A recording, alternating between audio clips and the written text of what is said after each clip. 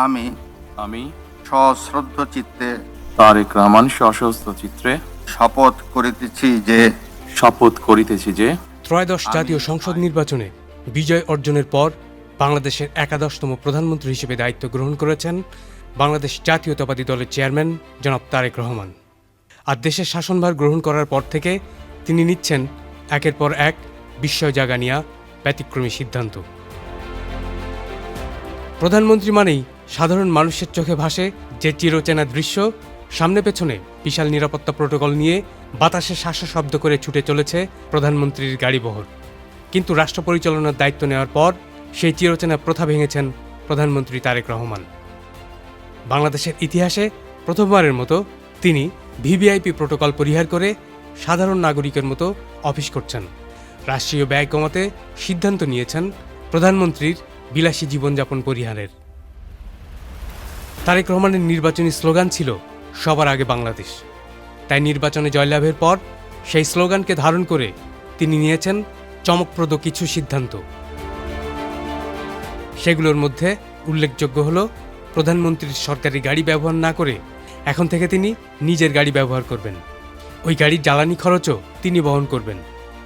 এমনকি গাড়ির জন্য তিনি সরকারি চালকও নেবেন না। রাজধানীর যানজট ও সাধারণ মানুষের ভোগান্তির কথা বিবেচনা করে প্রধানমন্ত্রীর গাড়ি বহরের সংখ্যা উল্লেখযোগ্যভাবে কমিয়ে আনার সিদ্ধান্ত নিয়েছেন তারেক রহমান। আগে যেখানে প্রধানমন্ত্রীর বহরে ১৩ থেকে ১৪টি গাড়ি থাকত, সেখানে এখন থেকে মাত্র ৩ থেকে ৪টি গাড়ি রাখার নির্দেশ দিয়েছেন তিনি।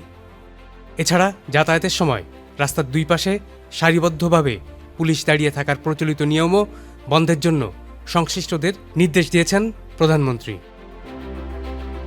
শপথ গ্রহণের পর প্রথম দিনের কর্মসূচিতেই পতাকাবিহীন গাড়ি ব্যবহার করেছেন প্রধানমন্ত্রী তারেক রহমান।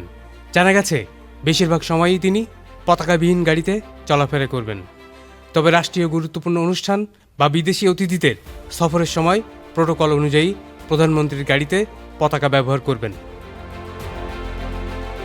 প্রশাসনের কাজে গতি আনতে এখন থেকে শনিবারও অফিস করবেন নবনির্বাচিত প্রধানমন্ত্রী।